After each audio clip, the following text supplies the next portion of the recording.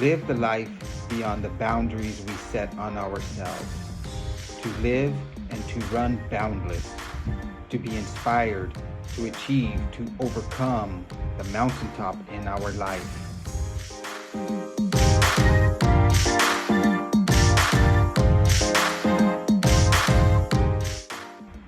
Embrace the journey, become boundless.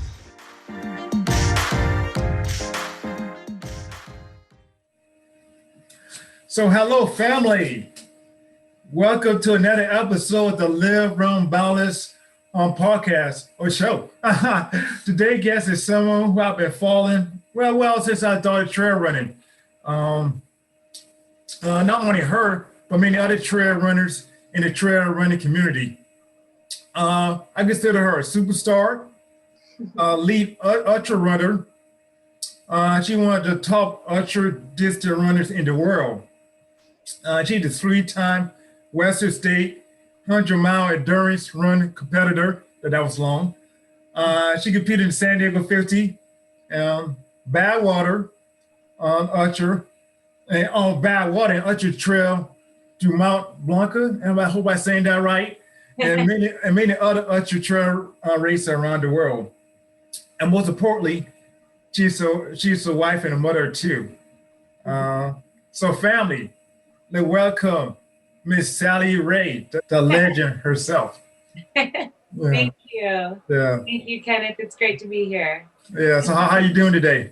I'm doing good. Yeah. I just got back from a run in the freezing cold here in Bend, Oregon. I'm getting used to running in the snow every day and not just sometimes. When I encountered it in a race here and there, but I'm really loving it. It was a beautiful sunset tonight, and that's awesome. Yeah, I'm grateful to be here with you, Kenneth. I kind of tried to reach out to you last year, and it's so kind of like man, like a lot of emails. I had her set, we had an interview set, and then like when we was on Zoom, like I couldn't hear her. Like, can you hear me? Can you hear me? Like, no, what's going on? Tried for a while, huh? Yeah, I went with the audio. And then I realized I had my audio was shut off. I didn't have all my video. I was like, oh man. And so like, oh, they go my chance. And but no, you were great, to give me another opportunity. So thank you. Well, thank you for having this this platform that I can share and connect with you. So yes, definitely. And to start, I'm going on life of the journey. I'm about the journey. I'm about the process of get to a certain point in your life. And I know it's a little bit about your journey. Some interview you've done already.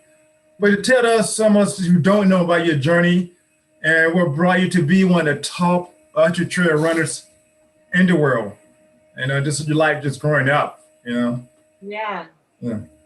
Oh man, I guess there's a lot of different points that I could start at. That's cool. I suppose that my journey really started as far as being able to do this as a career. Yeah. Started later in life than I would say a typical professional athlete of any sport. Okay. But I've also learned over the years that it was also the perfect timing for me in my life. And, you had said, I'm a wife and a mom. So I had two little kids when I first started, just really getting into ultra running and discovering it. And I learned a lot about moving my schedule around and learning how to train with little ones, whether it was on a treadmill or while they slept late at night. I would do a lot of night runs and things like that. Okay. But I consider myself a lifelong athlete. I started playing soccer really young, and I loved running even as a little girl. Okay. Yes. Yeah, but I never, I didn't really learn about ultra running until like 2008, 2009 is when I started to read about it. And then in 2010, I competed in my very first race. I decided to sign up for American River 50-mile race. Okay, yes. And then I just spent the next few years really falling in love with the community and falling in love with the sport and really discovering this whole new world that seemed so foreign to me at the time. And I think that just the idea that I had never thought in my mind that a body could do something continuously for so long. So the fact that the body is able to run for 50, 100, 200, 300 miles at a time is just fascinating to me. And being curious and wanting to really discover, just more about myself. I think I'll never stop wanting to do that. Is really what drew me in. And I'm just grateful to have a body that can do this. But then I realized too, it's like, oh wow, like I'm not too bad at it. And what would it be like to compete? And what does this sport look like as far as making a career out of it? And I just started to dream really big. And in 2014, end of 2013, very, very beginning of 2014 is when Nike reached out and asked if I had a sponsor and if I'd like to run for them. And the rest is history. The rest is history. Yeah. And here you are. That's great. That's a great story. Yeah. So, but going back to your soccer career, but I heard that you was a pretty good soccer player, though. You were like really, really good.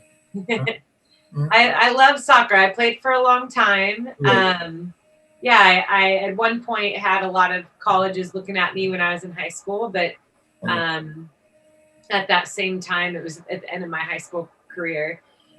My mom was really sick, and she died when I was 17. So she died when I had a year left in high school. And that just changed my whole life and my path and my goals. And I think in that time, I just believed that, that all that was left for me was brokenness and pain and sadness, because a lot of other events followed after that. But really what came from that was just a new journey for me, which brought me where I am today. So that dream wasn't fulfilled, but I will say that from a young age, I did learn how to have a good work ethic. I started generally working at a really young age. Oh, wow. And I was told all the time by my mom, we didn't grow up with a lot. There was 7 people in my family, and and so her words to me always were, if you work hard, then great things will happen. And so I really believed in that. And so I developed a really strong work ethic. And by the time I was 16, I was training twice a day and going to the gym on my own. And, I trained with my team and then come home and train some more. And I think my desire was to get out of the life that my family was in, I guess. And looking all around me, I realized that I would be the first person in our family to go to college if I could get a soccer scholarship type thing. So I think looking back now, that's all that work wasn't in vain. It didn't lead me to become a professional soccer player, but the habits and the work ethic helped me to get to where I am now. So I'm really grateful for that. Yes. So definitely just what that work ethic as a kid kind of helped you to propel you to be probably like one of the top, ultra trail runners in the world today. So it pay off. Sometimes a kid like, man, you don't like it. As a kid, you're like, why am I doing this? Why I gotta do this? But you look back on it, like you have a sense of gratitude that you went through the thing that you went through as a kid. That your parents tell you to do this. Even though you didn't like it at the time. Yeah, for sure. Yeah, so I like that. So how have Trey Rennett impacted or changed your life, since you started back 2012? Yeah. I think one of my favorite things over the years has just really been the opportunity to be around a community. Yes. I think at the core of the trail running community, most trail runners will say that the community is inviting and welcoming and it's kind and we look out for each other. It's you go to a race or you show up for a training run, and it just feels like you feel like people want you there. And I think that as humans, we do desire to be a part of something. We desire to be connected with others, and we long to feel the support of somebody else. And I think that trail running has not only allowed me to meet amazing people all over the world, but it's also fulfilled a dream of mine that I had since I was a little girl, and that was to travel the world. And so I'm really grateful that is my job. I get to run beautiful places all over the world, and I'll never take that for granted, especially now in this challenging year that we've had. We've all had to stay home, and no crossing the borders, but I think it's made me even more grateful knowing that I had that opportunity to see and experience beautiful places, and I miss gathering with people for sure. The big race finish lines and the pre-race expo and meeting people. I'm just so grateful for our community. I just have to this past year definitely helped us to be more grateful, of the thing we need to do, and just not take it for granted, sometimes we take it for granted, but we don't able to do it, yes, definitely. What a great opportunity to have, to be able to travel, to run and travel. But you travel the world. So speaking of travel, so many different places, from parts of Africa, from European country all over.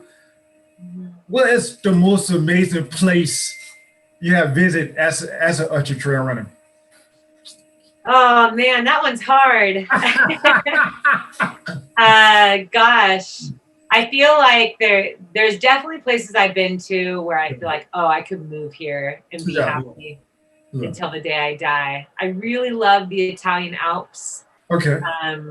They're just so peaceful, and the community there is incredible. The food is really delicious. The mountains are humbling to no end. There's a race that I've done the last for 5 years in a row. It was canceled last year, but it's called Ultra Trail du Mont Blanc. People know it as UTMB. Yes. And what's so wonderful about that race, and really, I don't do a ton of races over and over and over again, but I feel like I could do UTMB every single year forever.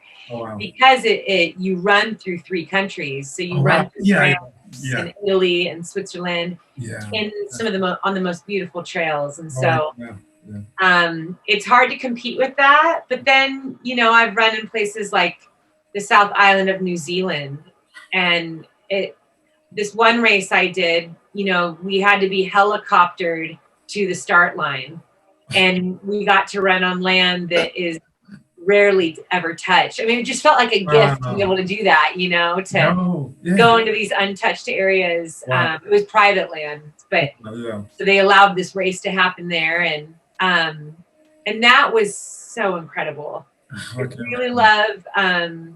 I really love South Africa too. Being able to run in Cape Town was incredible. I had actually, my first time visiting South Africa was as a soccer player. So it was really funny then going back as a runner and competing in that way. Nice. Gosh, it's a hard one. So that's okay. Yeah. No. I mean, I know you've been to some amazing places. Now, see, like we talked earlier before the interview, I saw a lot of I watch YouTube a lot of the ultra trail races, and the amazing places run at, it's like, man, it's nice, and the people, the crowd of people, just like, wow, it's a beautiful sight,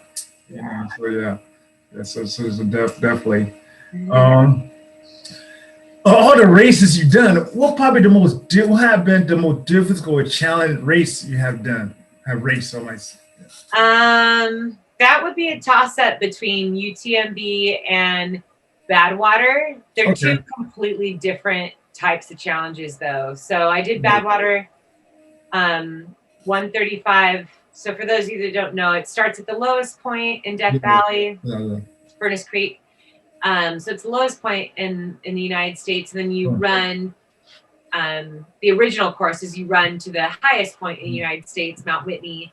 The current course, which has been the longest standing course, you run to the portal of Mount Whitney. So it's like 9,000 feet, I believe, is the portal. So that's 135 miles on the road, and I'm a mountain runner. So the challenges for me were training for that. Training, 120, 130 miles a week on the road, getting my body used to that. But the year that I ran it, it was the hottest year in the history of the race. And so it was 127 Fahrenheit. And heat like that, it just felt like my legs were on fire. And by mile 50, I had lost 50 pounds. Sorry, by mile 50, I had lost 10 pounds and was just, I couldn't keep anything down. And horrible feeling.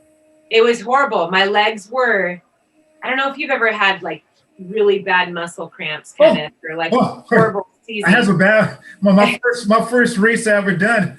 I had everything, muscle cramp, hit the wall, whatever you want to call it. Yeah, it's next level. But I spent a good 100 miles of that race with seizing, cramped up legs. So it was very challenging mentally because I trained so hard for it. And not only that, Badwater, it demands that your crew come and spend 3 to 4 days with you out there in that terrible heat in the desert. So you're a little bit more motivated to finish and have a good race because of the sacrifice that they've made for you. And they truly were the ones that helped get me to the finish line. That's awesome. But then, UTMB is very humbling. So they're just different types of challenges. Okay. So you done a Badwater one time? One time you done it? I've done it once. I was supposed to do it last year, but it was canceled. Okay. You did have plan to do it again. You did have. So we'll see. Maybe this year. I'm not sure. I haven't fully decided yet.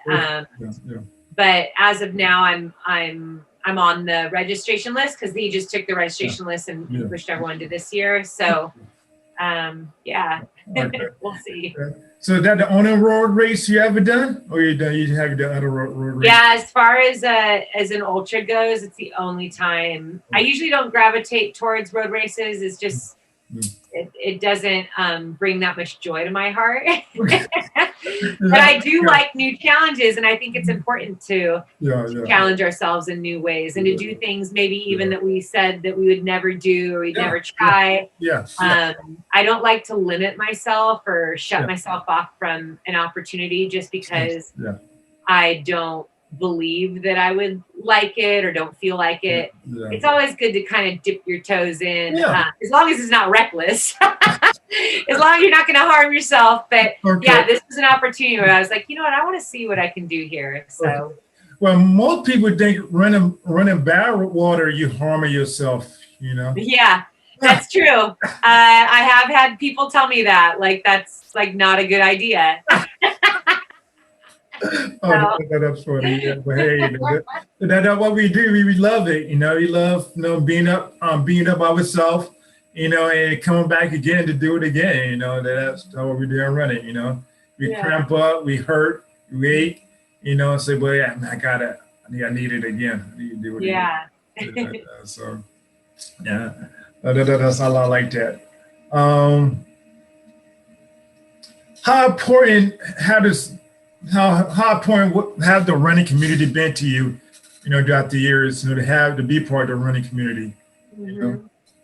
Yeah, it's, so many of my very dear and close friends are because of, because of the community, being able to be in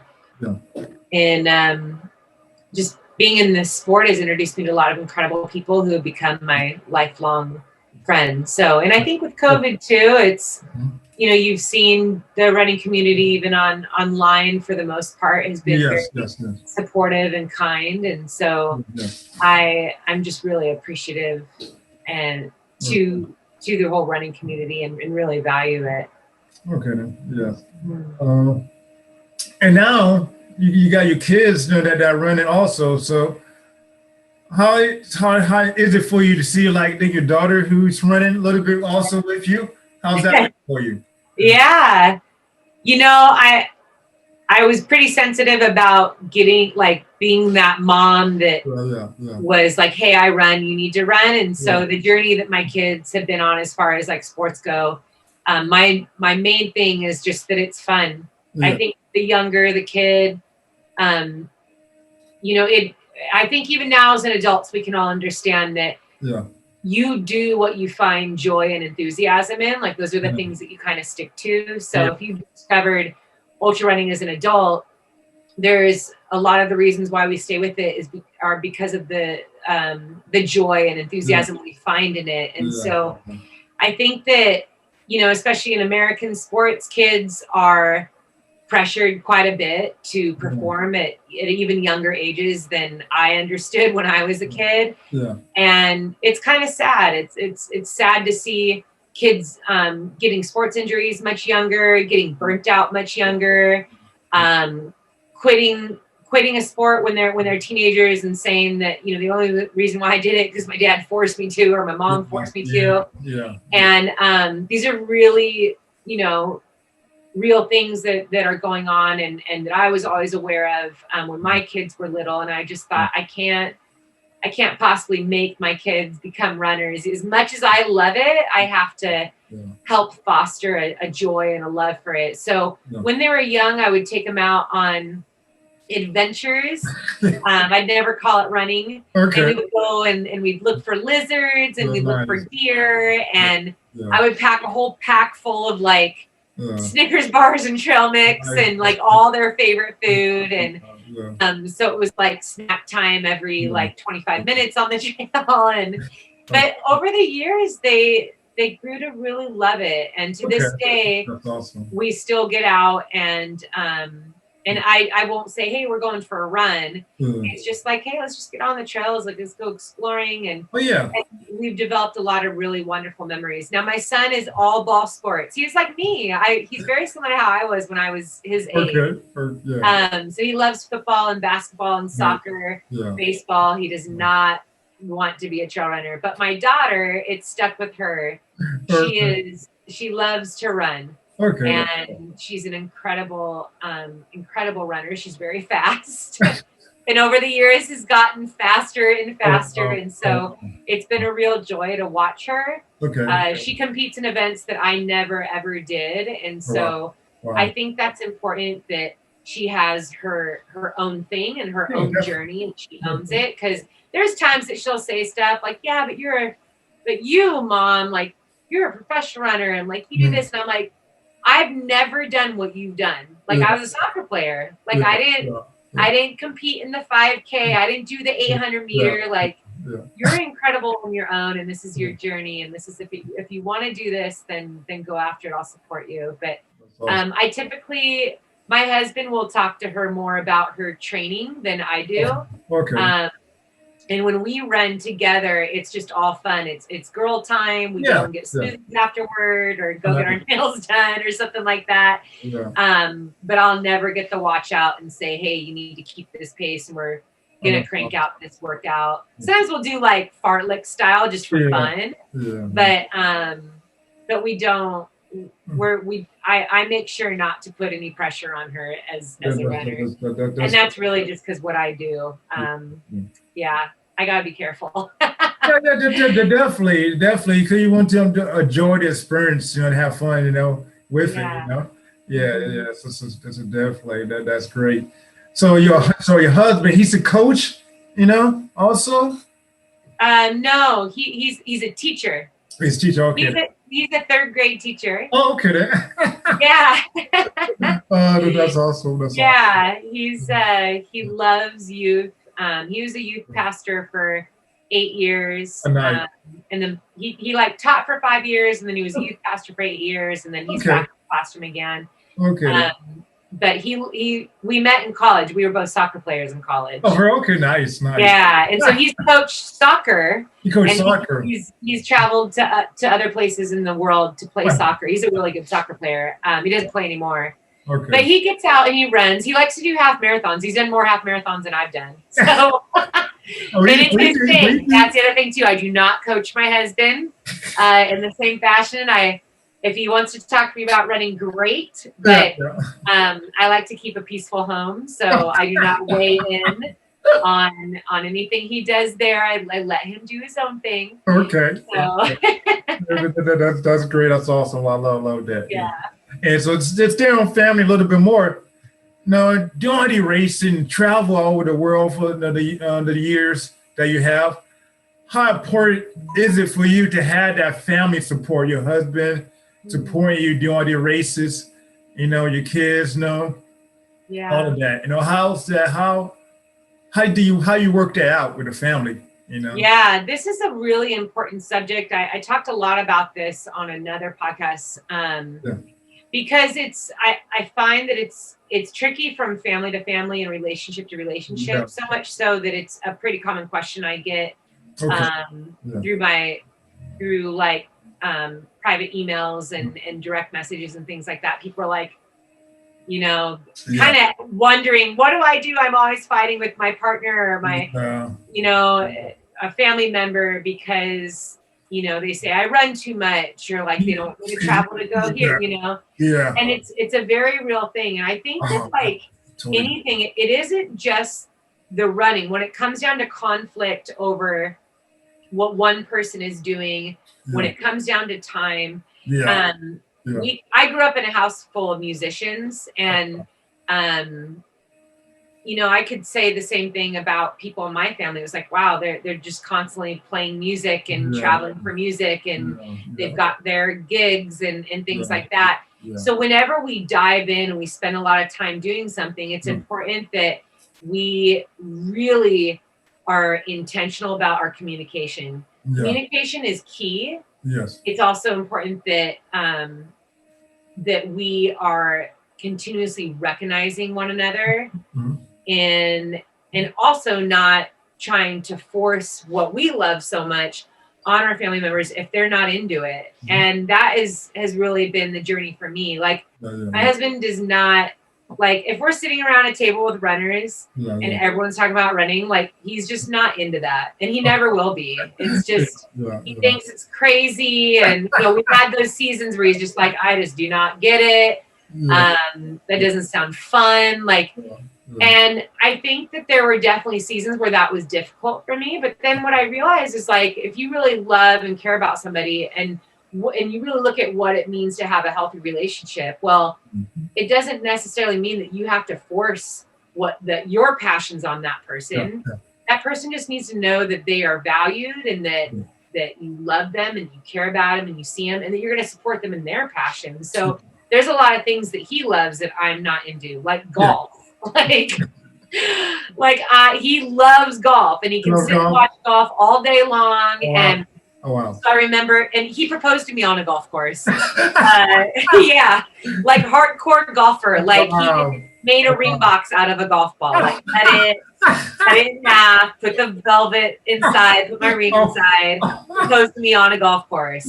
Oh my goodness. But I realized early on in our relationship, like that's so important to him. So I took golf lessons. And if ever we get away, like if I plan a weekend away, just the two of us, like a lot of times I'll plan it where like on a golf course, and we'll go play golf together, because his support of me over the years is important, but he needs to know that I care about the things that he loves. Yes, definitely. And that I'm going to take part in those things too. Even though I'm a terrible golfer, he loves that I'm out there with him, attempting it. So, and then for my kids, I think that, with kids, it is tricky because everyone's parenting style is different. So I've definitely had some harsh words for me that people have directed at me. How in the world can you possibly be a mom? How do you take care of your home? And, there's just no way. And I think, I always have to take those things with stride, realizing that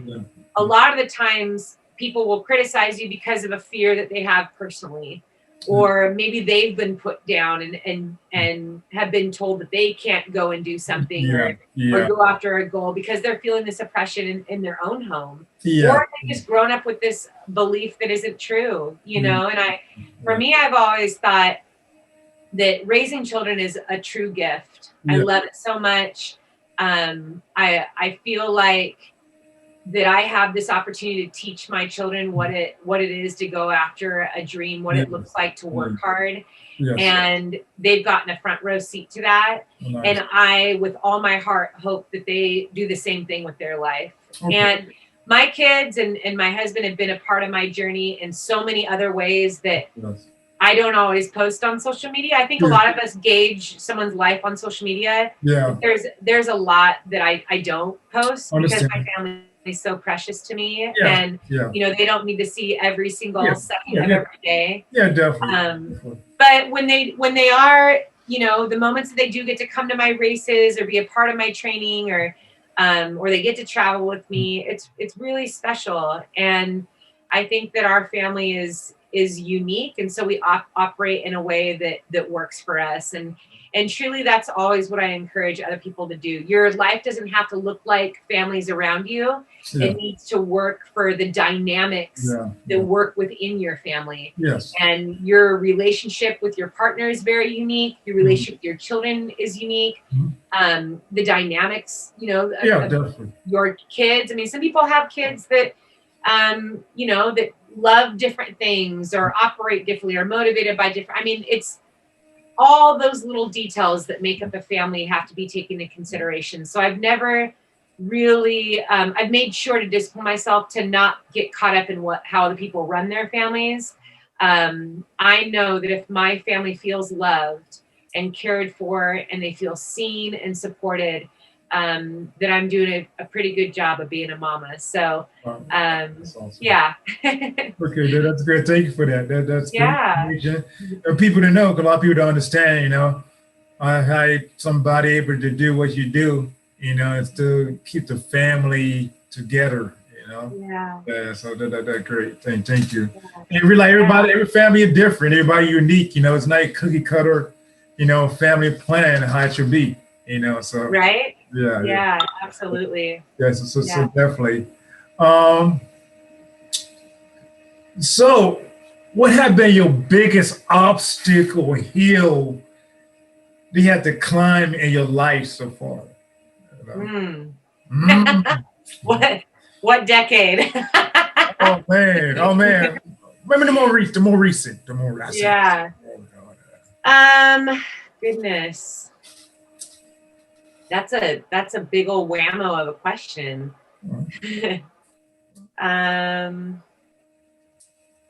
Well, I can just talk a little bit to like our recent move. Like our recent move from Southern California to Oregon was both. I think it was twofold. It was definitely a huge blessing and a joy in many ways, but it was also really difficult because we were leaving behind a life that we've built for a very long time, leaving behind family and friends and really taking a step of faith and courage to do something new and introduce our kids to just a different way of life. Because, you know, they grew up at the beach, like they're beach babes. And also grew up in a place where there's 3 million people.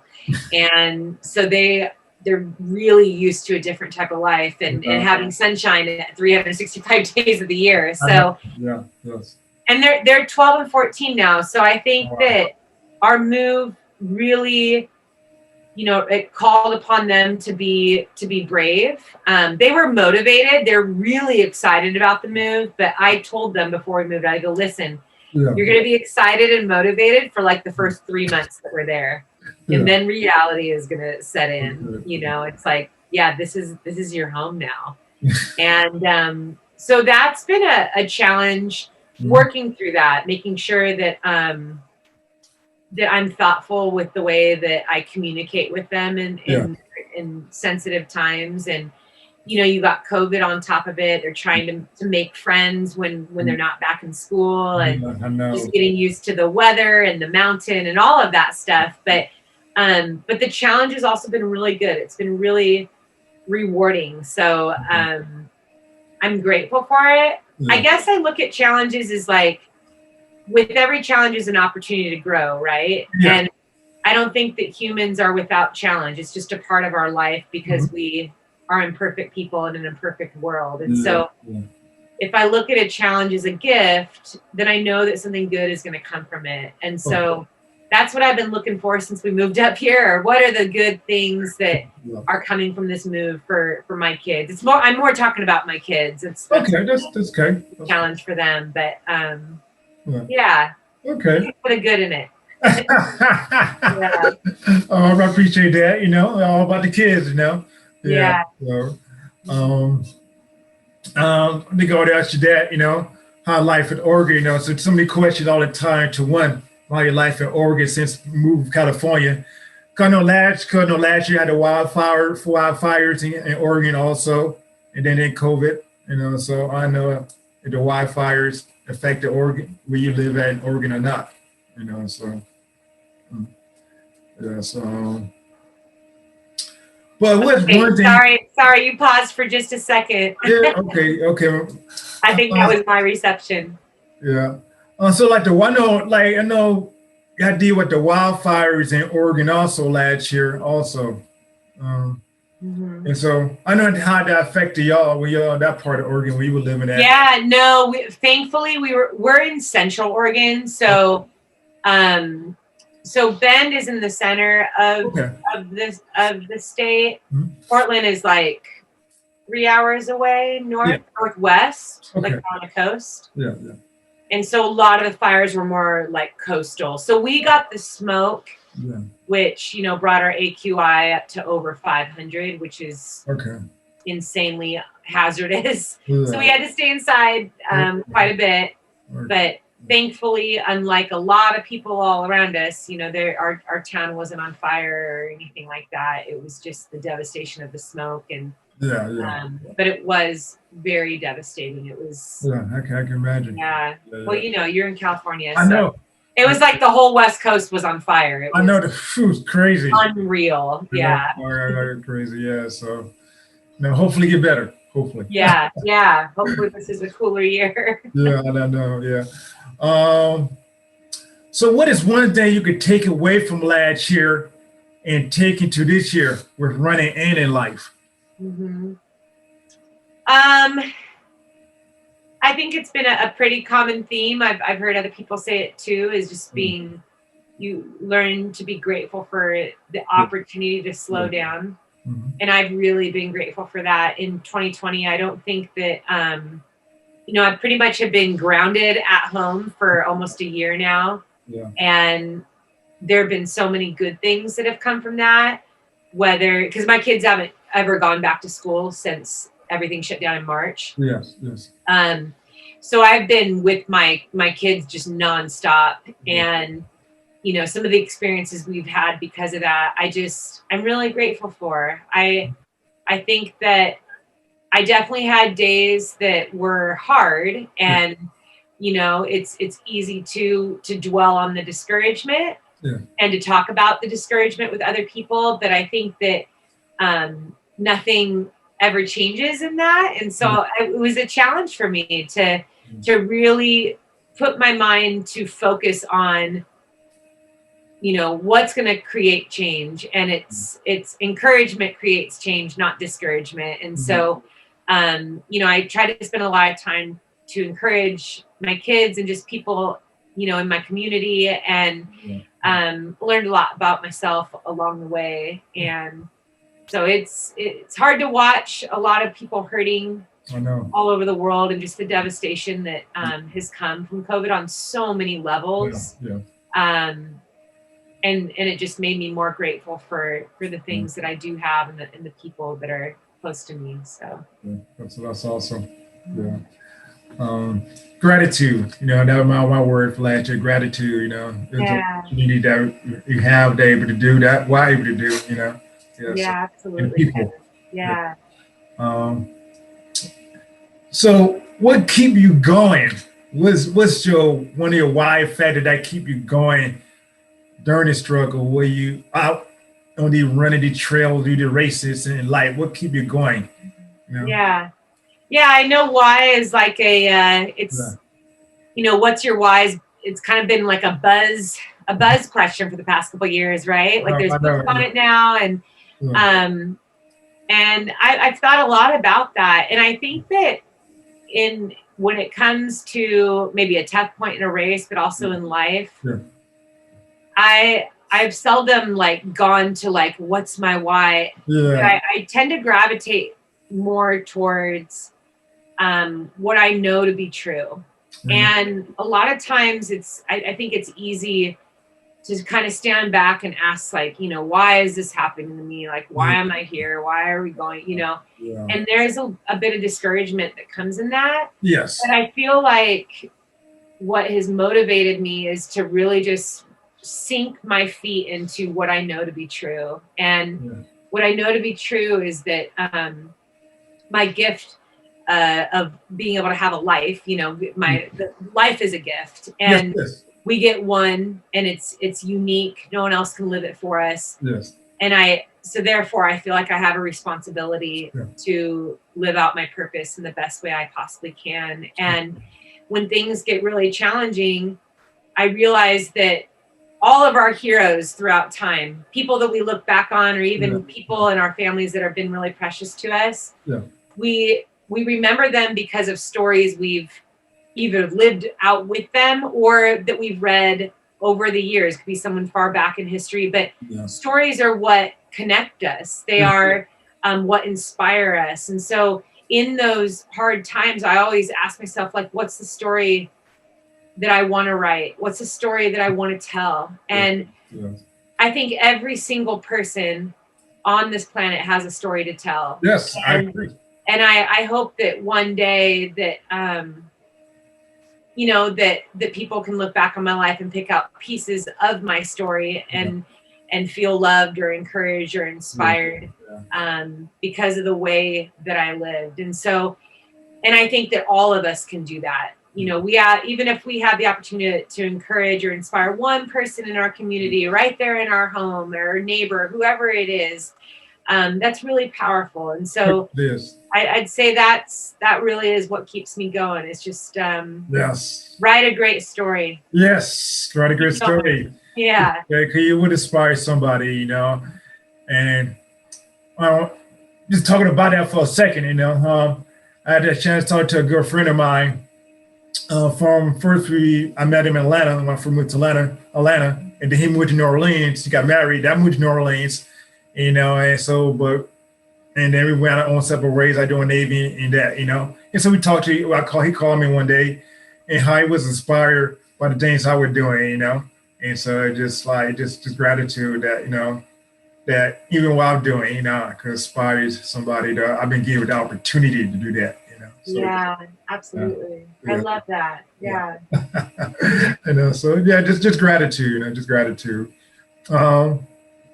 So at the end of this, what's your boundless thoughts in a few words? My boundless thoughts? Yeah. Boundless. I love that. I love how you explained that to me in the beginning, that, running doesn't have boundaries like the ball sports do, right? Yeah. So cool. I love that, Kenneth. Hope is my word. I love, and it's so funny because I moved into a house on Mount Hope Lane. And that was just like so precious to me. I remember when we were looking at the house and I saw that, and it just really warmed my heart because it's kind of been my, the theme of my life for a really, really long time. Yes. And so I feel like that. I feel like there's two different ways that we can look at hope. There's hope that is kind of like dreamy and fluffy, like, oh, I hope one day this will happen. Yeah. And so I think that sometimes hope is something that people push away, that it doesn't feel strong enough or concrete enough. But the kind of hope that I like to really talk about is the hope with expectation, and to really believe that every day something great could happen. Yes. Our lives aren't meant to be lived within a boundary. Yes. That we should hope for great things to happen far beyond the boundaries. Yeah, And, definitely. you know, we can relate that to running. If we're setting like a race goal, or we're in the middle of a race and we're not feeling great, at any moment it can change. And I think when I look back on some really cool things that have happened in my life, the day that I woke up on those amazing days where I didn't know it was going to be an amazing day. I didn't know that my life was going to change or something wonderful was going to happen. It just felt like a regular day. And I think right now in the state of our world, a lot of people are waking up without hope, and they're waking up thinking this is just going to be another day, another terrible, horrible day. And I think that if we can wake up with hope every day, then that's a life worth living. And hope doesn't have to rest so much just in us, but the way that we can give hope to people in our communities and spread that around. So, I'll end with that. But I love that. Thank you. That's awesome. I love it. I appreciate that. Yeah. So saying on that, where can people keep up to date with you and follow you? You know, people want to like seek you out and want to like kind of look you up or wherever. Yeah, I think the most consistent and active social media that I use is Instagram. Yes. If you want to like chat with me, contact me directly. It would probably be best through my website, sallyMcRae.com. But then you can also find me on Twitter. I have a Facebook profile called Yellow Runner. Okay. You can find me there. So yeah. Awesome. Yeah. Thank you, Kenneth. Yeah, thank you, Sally, for just taking time out of your day just to. Well, you too. Yes, I definitely appreciate it. Yeah. And I also want to thank the family, the Live Run Boundless family, for joining me for another episode of the Live Run Boundless show. Live a life beyond the boundary that you set on yourself. Yeah. Until next time. Yeah.